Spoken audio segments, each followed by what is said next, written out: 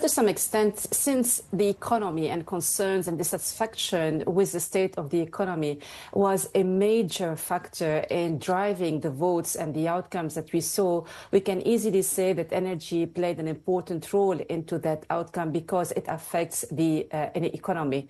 And we saw how the economy in Germany has been struggling to recover, especially after COVID. So while the rest of the world, the developed economies, managed to regain their post-COVID growth, German economy has struggled.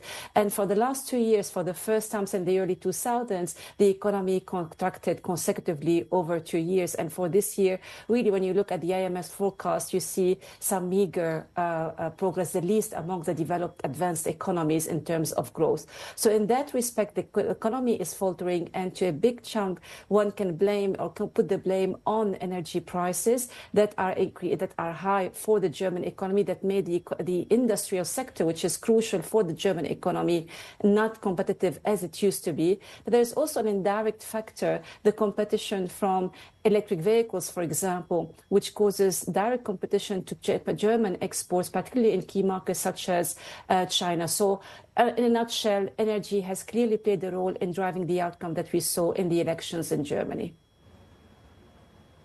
With this key role that energy has played, what kind of changes do you expect to see in the energy policy with the new government?